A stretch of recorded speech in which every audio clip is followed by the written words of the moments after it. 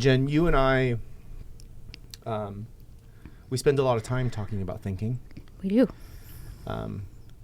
In many ways, the entire human experience is in one's mind. Mm-hmm. And so I don't think we spend enough time as a culture talking about thinking and getting the mindset right before you take action. So everything begins in the mind. And I think it's important to really dive into the ideal way to think about moving your body. And we're not talking about woo-woo thinking. Mm-hmm. We're talking about, like, what do you want to get out of your body? What's the goal? Why is this even important? What would you like your body to move like? And one thing that we talk about a lot is, from a motivation goal setting standpoint, is this an internally derived motivation or is it an externally derived motivation? And those have different consequences typically, different outcomes. And, you know, I'll start this by just giving my own story. You know, I spent the large majority of my youth and young adulthood in great shape. We were just cracking up over some pictures of me and my They were great. in all of my glory back in the days. And I was very fit, and I played a lot of sports, and that was absolutely a part of who I was as a human. I was fast, I was strong, it was my identity, I identified with it. And then, you know, life happens. And about 5 years ago, I fired Fat Aaron, as I say. Love that. You know, starting a business, having a couple of kids, working in the ER at that time. Really, like most people, you start cutting and trimming and cutting and trimming and cutting and trimming your schedule because you run out of discretionary time because you're so busy and so stretched, being so many demands. And of course, I cut on fitness and I cut on diet and I became a very unhealthy, fat version of myself. Until one day it really, really was me planting a stake in the ground. And I've been on this journey where I wanted to be true to who I was, my authentic self. And my authentic self was someone who desired to be fast, like physically moving through space fast and strong. And those were really compelling reasons to begin this journey of recapturing my health. And listen, I think it's really important because, as we all know, when you begin moving from a very non-ideal version of ourselves physically to becoming a fit, healthy version of us physically, it's hard in the beginning. Oh, yeah. And you better have some really compelling reasons to get through the hard part. Because all the fun and like enjoyment, and we'll talk about this later, it comes way, way down the road. You got to have a real reason to move through the pain and suffering. And now I'm there, and I'm feeling the joy and the confidence and the satisfaction and the fun and the craving and the like all the benefits that we talk about. But those are lagging findings. If you don't mind, would you share your, or at least part of your story? Sure. My story is quite a bit different than yours.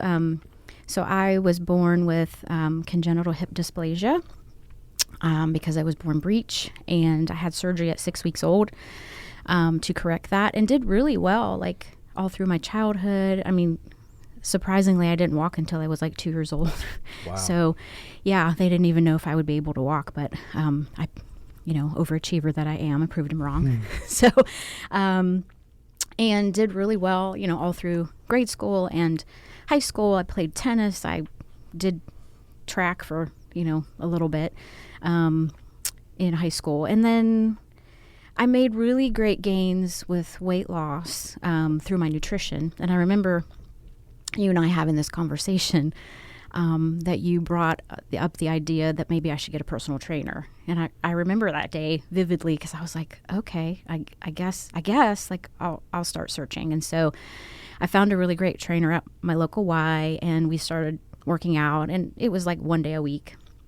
And then I was kind of like doing nothing on the other days, and doing a lot of like some strength training, but more HIIT workouts. And that really started to irritate my hip. And I sought the consult of an orthopedic surgeon who basically told me I needed a hip replacement, which I did not want to hear at that time because I remember that I'm way too young to have that done. And leveled up and found an amazing physical therapist, Dr. Tyler Brazelton in town. He's amazing. And basically said, let's get to work on strengthening your hip so that you don't need hip surgery, which led to basically him becoming my personal trainer, and shifted from the HIIT workout and kind of like, hey, let me know if this hurts your hip, to let's do exercises that don't hurt your hip, and I'll watch your form really closely. And I've had amazing progress through that journey. But the thinking part of it for me, and you have really helped me with this, as has Tyler, is I tend to overthink things, shocker. And I had a real strong all or nothing thinking around fitness, meaning if I had a plan to wake up at 4:30 in the morning and hit the gym and I didn't do it, then I would say, well, screw it, I'm just done for the day, I'm not going to go. And so really, one of the sayings I love that you share with me is all progress begins with telling the truth. And so the truth of the matter is, could I just show up and do something? Could I do it after work? Could I maybe not do my entire workout as planned, but maybe just walk on the treadmill for 30 minutes? And we've talked about this on prior podcasts, but we share our Apple Watch data, which is funny and cool at the same time. But you always cheer my workouts, which I really appreciate.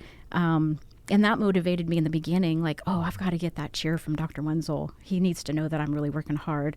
And that transpired into, us kind of joking around about it. But you always say in there, you showed up today. Yeah. And to me, that's important, even if it's not a perfect workout, to overcome that all or nothing thinking of like, I can do something most days of the week. And Tyler has shared with me a little mantra that we use, which is if you take 100% and you divide it by 365 days, that equals 0.275 basically. So he's like, if you just move the needle 0.275 every day, which is a micro incremental amount, you'll end up improving 100% by the end of the year, which I really love because, again, I feel like I, have to make huge gains all the time in order to feel like I'm being productive and progressing. But that's not true. Like, you can just do something every day to kind of move that needle. So I've really changed my thinking a lot around fitness in a positive way, which I'm proud of. So, but it's been tough. I mean, you shared so much there that I would love to unpack, and I'm going to try to be disciplined and stay on course. But I can't move on to the next section without first thanking you for sharing that. Thank you. I'm sure that will resonate with a lot of people. There are two things that I want to pull out of that and just highlight, and then we can move on. Number one, people who start and stop or never start their health journey, in my experience, the number one reason is perfectionism. This idea that if I can't do it perfect, I'm not going to do it. Yep. Which is such bad doctrine. Because there is no such thing as perfection. Perfection is an illusion, and it's a very elegant stall tactic to be a perfectionist. Yep. Because you can very easily hide behind your ideals and never take action. Yeah. And to overcome that can be a very, very large challenge for people. But you also, the second thing I want to highlight is that you actually gave the antidote. And the antidote is being a person who shows up. Just show up. Divorcing yourself of this idea of perfection, that I'm on a journey of becoming the best version of myself. And one of the attributes I want to be known for is someone who shows up. Yeah. And I show up for myself. And even if I just show up to the gym, say hi, and leave, you start to become a person who goes to the gym. Yeah. You adopt that identity. Correct. I am somebody that works out. I am a healthy person. And that was critical, even though I didn't share it, in my firing of Fat Aaron. I remember that. I remember telling you, like, Jen, I don't even know 90% of the time, I'm not even sure I'm going to work out, but there's no excuse not to take my coffee into the garage, put a hoodie on and a beanie and turn the heater on and start stretching. Just do something. I'm going to show up every day of the week in my garage for me. I don't know if I'm going to work out. And what's funny is I committed with no excuses. I suffocated all excuses to show up, and I showed up. And you know what happens? By the time I'm stretched and my coffee's down, I'm going to get a little workout in. Yeah. And that just begins to evolve into this beautiful thing. And I remember our conversation around that, because my perception of you starting your fitness journey was that it was so easy for you. And you're like, no, quite the opposite. You know, I struggle with getting out of bed too and just getting it done. But you just... Well, you famously said one day, Dr. Wenzel, but it's easy for you. It's easy for you. And I was like, correction. It's hard. Yeah. I have big reasons and I want the results. I don't show up. Oh, that's what it was. It's easy for you because you love to work out. Yeah. And I said, no, you're wrong. I deserve the results. That's why I work out. Yeah. And I'm hunting the results. And we both have had a similar emotional experience and lessons learned, but we definitely took different paths. And hopefully these stories can inspire someone